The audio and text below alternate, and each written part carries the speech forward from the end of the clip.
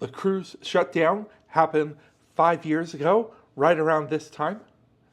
I was on a cruise at that time. Let me tell you about it.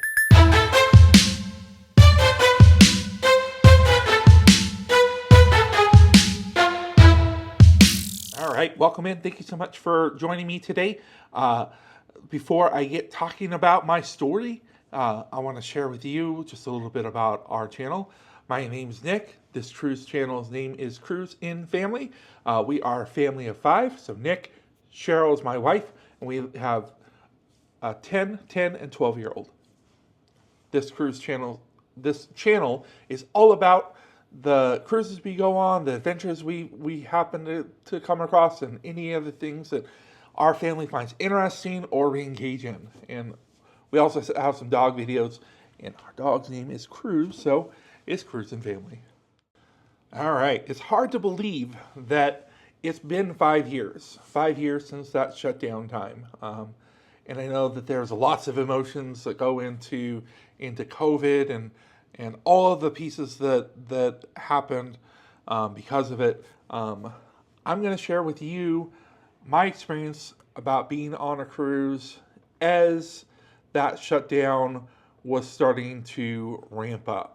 So in late February 2020, I went and booked a spring break cruise for myself and our 3 children. So 5, and 7. It was a 4-day cruise on the Carnival Inspiration. And you know, it was the last cruise for that cruise ship, because we scrapped it afterwards. So we live in Arizona, so we went ahead and drove to the port, and we parked in the parking garage, and we got on that ship. If you remember March of 2020, lots of people were already had their fears towards COVID. I didn't know the seriousness or the social impact that it would have, or the overall impact that it would have on our community, on our family, and all of those other things. So thinking about it in retrospect, I wouldn't have probably booked that vacation at that time. But I also come from the perspective of, tomorrow isn't promised. Today's a gift, and we have to live life to our fullest. So that's part of our mantra as a family. We make a point of going and doing the things when we have the opportunity, and we had the opportunity. So we got on the ship just like any other cruise. We had booked it last minute, so our room had been reassigned. Somebody had upgraded, so we actually had to go down to guest services to get our keys. Even though we had booked the specific room, they didn't have our keys out for us. So we went and stood in that line. That line was long. I don't know what was up with that. But that was definitely one thing that I remember the start off to the trip. The cruise that we were on was a Catalina and Ensenada cruise. If you've ever been to Catalina and enjoyed your experience there, leave your comments. What did you do? What did you enjoy? Same with Ensenada. Tell me about what you enjoyed about that trip, and where you went. All of those things. My kids had been on that very specific itinerary already. This was their second cruise. We had cruised once before in 2018 with Grandpa, and we did the same itinerary. So they were already seasoned, but we had a good time. We went and did the things. We played One of the big events I remember was us doing the Sorry game, and my kids were on the winning team. There were four. I didn't participate, but it was the three of them and one other person, and they ended up winning the Sorry thing. We have the medals that they got from that, which was super cool. We enjoyed much of the ship for most of the cruise. Um, In Catalina, we didn't get off the ship because it was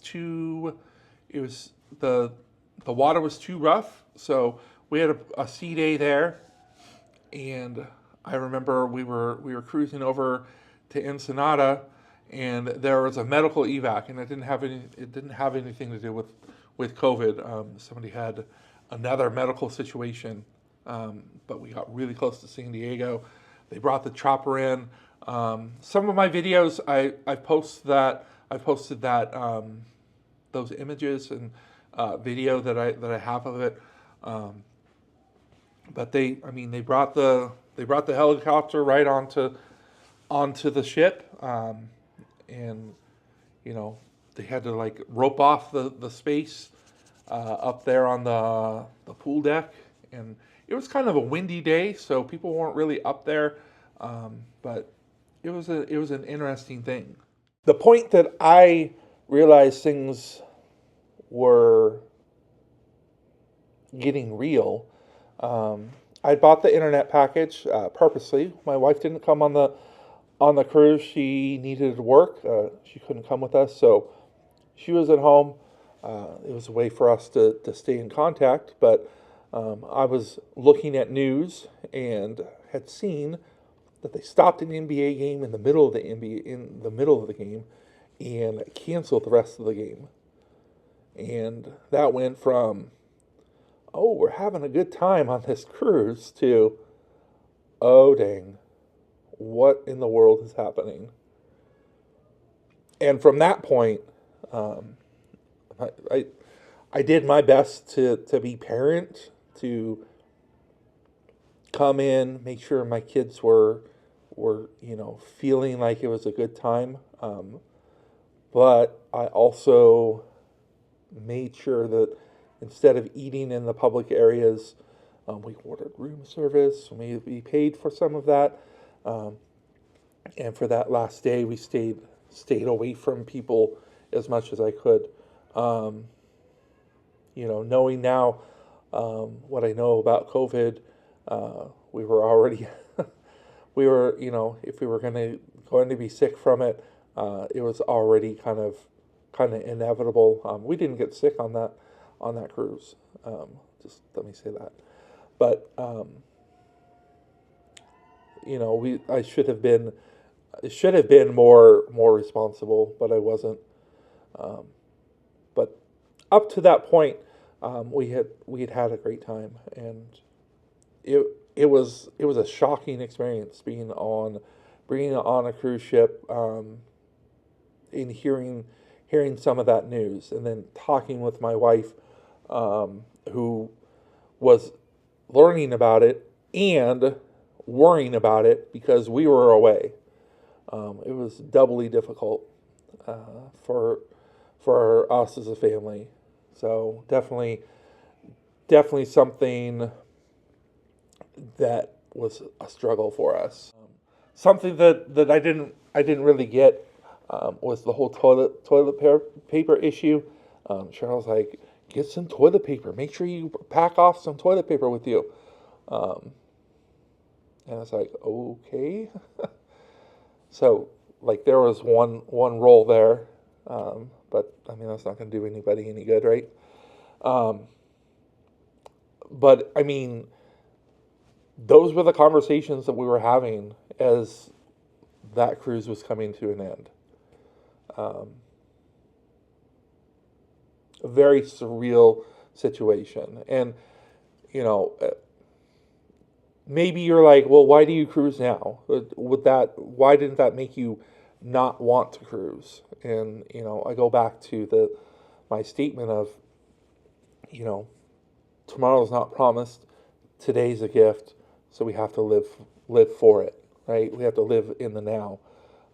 And I mean, that's the reason that we continue to do and experience things, because we don't know what the future will hold. And as much as people want to criticize the cruise industry, holding it to maybe a different standard than going to a grocery store, you're in a tight, confined space in those situations too. The surfaces there aren't, you don't have people walking around like scrubbing those surfaces.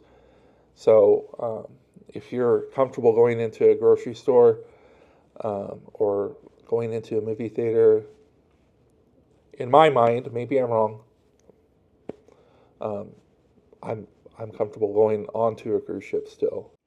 So I've already mentioned one big thing that's changed since like going forward. The Carnival, in order to stay afloat, figuratively, I guess, had to sell off some of the ships. The ship that I was on, they sold off, they scrapped. So some of those smaller, older ships, I guess going forward, you would say they're more unique now than they ever have been. And, as time goes on, that'll continue to become true unless trends start to shift. I've read where some cruise lines are looking at making those small ships again to refill what their old stock was. When that starts to become more of a trend in the cruise industry, I'll believe it. What we seem to be seeing is bigger and bigger and bigger from everyone, right? Royal Caribbean, Carnival, Princess, MSC, like they're all making their cruise ships bigger, and coming out with that smaller line seems to be definitely not the focus. So, but I think going forward, although you would like reflectively towards COVID, you would think going smaller would be smarter, but it seems to, we've gotten rid of some of those smaller ships and aren't replacing them. Some of the things that were in place as the industry came back online, if you cruised during that time, if you cruised 2021, 2022, even into maybe early 23, face masks on board, not being able to get your own food at the buffet, let's say, a bigger emphasis on sanitary, like making sure that you're washing your hands. Some of that has gone by the wayside. It doesn't seem to be as focused as much, although one of the popular things on Royal Caribbean seems to be that washy person that's in the buffet. So maybe some are still trying to keep it up, but some of those changes that happened seem to have been taken away, not to return. We had our vaccination card all ready to go. We had to download that wonderful app. We went to Alaska during the start back up, and you had to have, what was the name of it? There was an app. There was a Canadian app that you had to register for, but you couldn't go on like until like 72 hours before. And we were on our itinerary where Victoria was like day 8, so you had to do it like while you were on the ship. And a lot of people still don't buy the internet package. Each their own. We always make sure we do, just for peace of mind, communication home, all those things.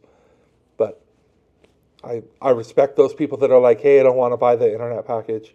But it seems to become more and more like that's what you're going to have, right? Physical copies of menus. It seems like those are starting to come back. I'm starting to see it more now, but that QR code that you would have to go and like click on, that was definitely a thing. You're gonna still have it even in the MDR on Carnival ships as late as our last cruise was in October 24 here. So saw them there. But, some of those changes, maybe they were positive, maybe they weren't. I know that there's resistance to some of that, but if it helps stop the spread of disease or keep somebody healthy, maybe it was worth it. Maybe it wasn't. I don't know the case. It seems like the cruise lines are going to the least restrictive, or least the thing that most people want, regardless of what is the need or best use for the cruiser. That's a fair thing to say, I think. One thing that I miss from pre-cruise was the occupying of staterooms, especially for platinum or faster than fun. People that have some type of either earned or purchased status. That's gone. It doesn't seem like it's ever going to come back. They allow you to go and drop your stuff off.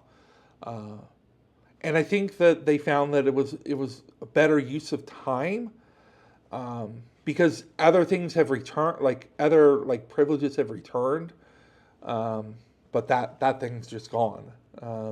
Placing the the items inside the stateroom, they don't do that anymore. They have you go and get it, and I don't know. It seems more like it's a cost saving mechanism rather than a health motivated item. I mean, I guess if it's truly just to keep people healthy, then kudos to the cruise lines for holding their ground. Great job. But it seems like with everything else that they pulled back on, that wouldn't matter any longer either. So, but I hope that it helps the stewards out, because reflectively, it seems like there's less staff on each of the cruise ships now than there were before, which means there's more work for them to do, right? Less people, more work. So definitely, if it's helping them out, be more productive, be more successful in their job, then awesome sauce.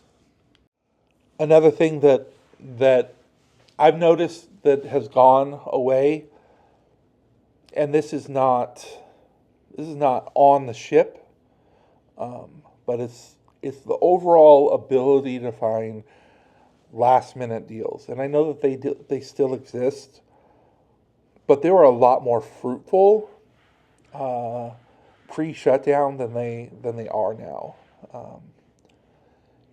There's a much larger demand, it feels like, to vacation overall in many different locations. And I know we have increase in interest rates and other political things going on. But the last minute deals that you could get, or the ease of being able to book something in the last 2 months of leading up to a cruise, which is how we ended up doing so many the 4-day cruises out of Long Beach. Is an easy thing to go and do. Hey, we want a vacation.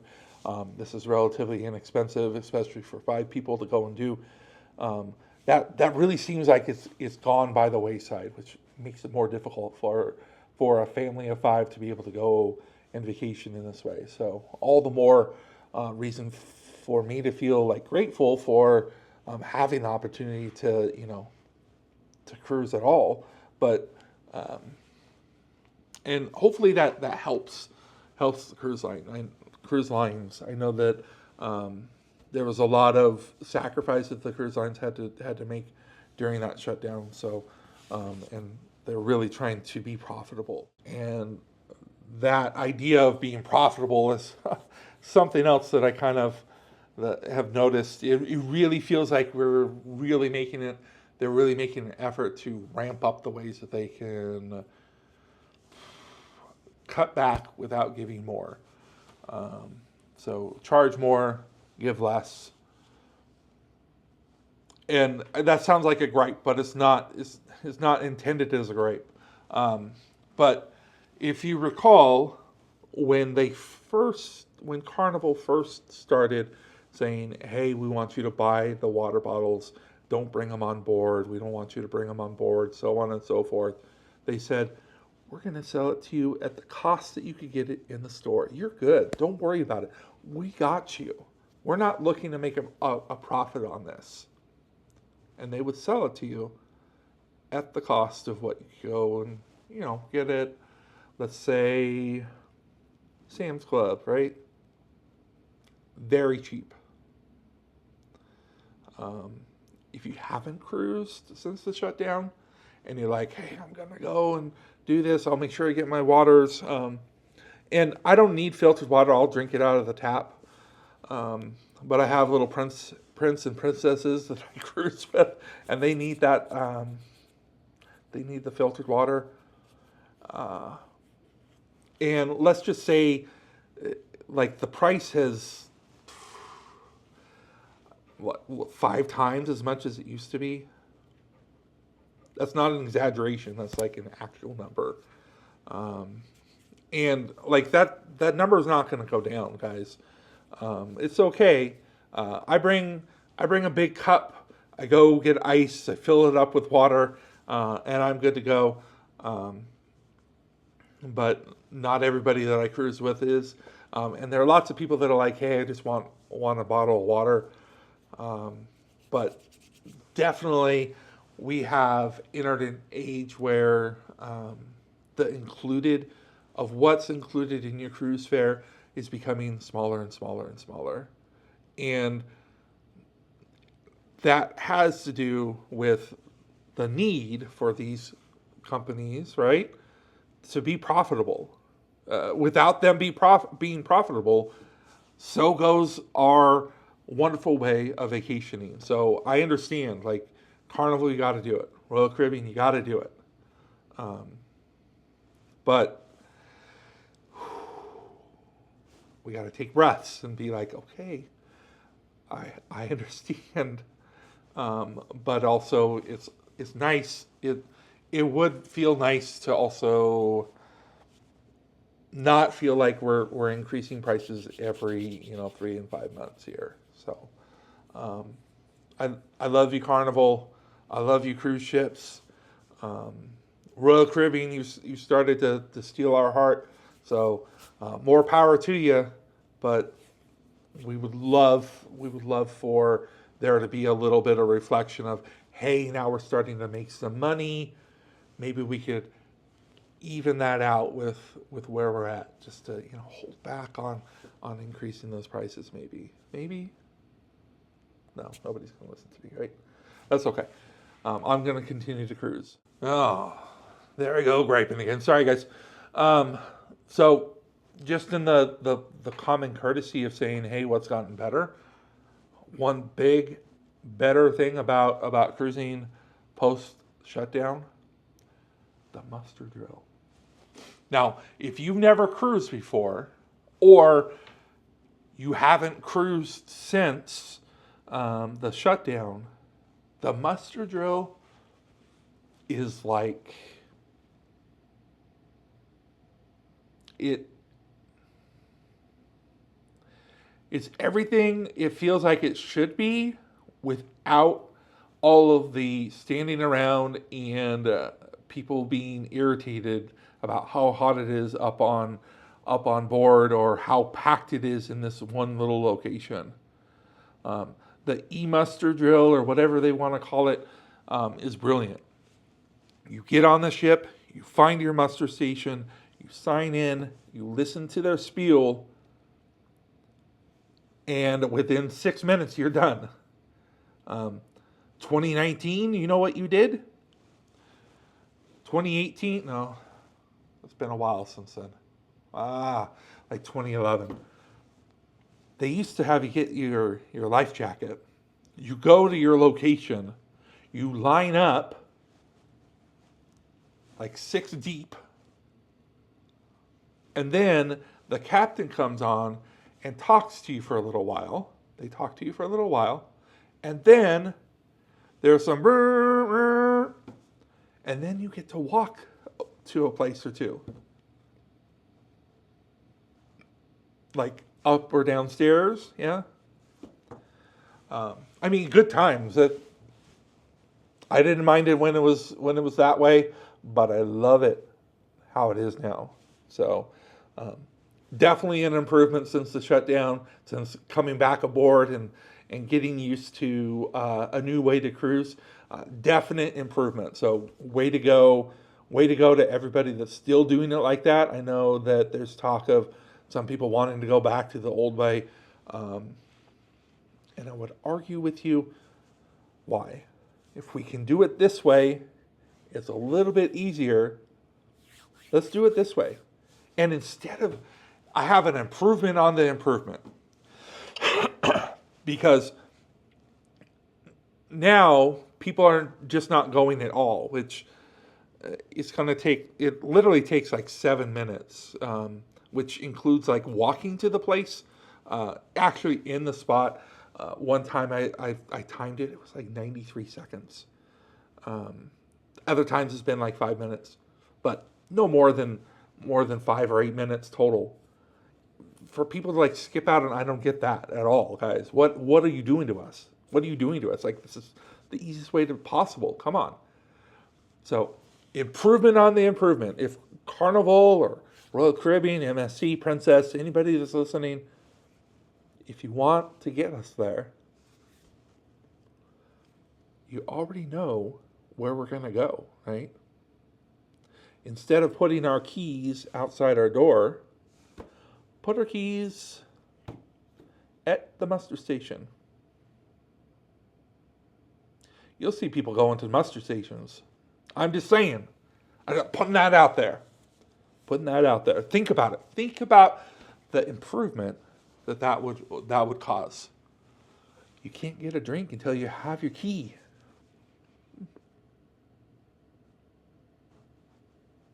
If they're trying to improve, I'm just saying, I think this is an improvement on an improvement.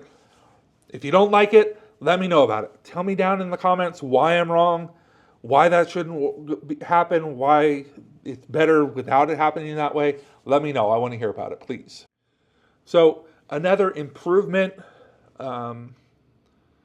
for a time, and it's no longer this way, but for a time, the ships were sailing at 50% capacity or under 50% capacity. When it was low like that, it felt positive to be on board. You had smaller lines, you had less congestion. People love to do it. Go back and look at some of those 2021 vlogs. Go back and look at those specific vlogs from those YouTubers and just check out what I'm talking about. You'll see lots of wide open spaces on some cruise ships, and that was not profitable. So mad respect to the community coming out, showing out for our cruise lines to say, hey, we're gonna vacation with you and make this a profitable thing. But that was an improvement in the return to sailing. Well, I think that I've rambled on probably far more than, if you're still watching it, kudos to you, great job. But my final thoughts on the shutdown is it was a crazy time. It was a crazy experience being on board. If I had known at the time that was the severity, if I had known what the community was going to go through, I wouldn't have gone on that cruise. I wouldn't have booked it, no matter how cheap it was. Definitely not something that, like, I'm super proud to have done. But also being on the cruise ship through that experience was a really unique event for me. So, it was shocking. Coming back, making that drive back from Long Beach to Phoenix was interesting. and we had light traffic. But my thoughts, we, as a community, as a vacation community, we need to continue to support our preferred vacation method, and come up and think about how we can make things, improve things without hurting the quality of the vacation. So I'm here with you. I'm here for you. If you have thoughts about the event, if you were on a cruise ship or were watching the news thinking who's cruising right now, those people are crazy. Whatever your experience was during that time, I'd love to hear about your experience. Put it down here in the comments. Tell me about it. If I missed out on something, if there was some sort of something about our return that I didn't talk about, or things that are positive now that we didn't have before. All of what I talked about, if you're like, hey, why didn't he talk about that? Leave it down in the comments. I would love to hear from you. I'm going through it and learning with it just as much as anybody. And I love that experience about YouTube. So I hope that something I said was valuable. Give it a thumbs up if you found something valuable. And I hope you guys have a super awesome rest of your day. And I'll see you around. Bye.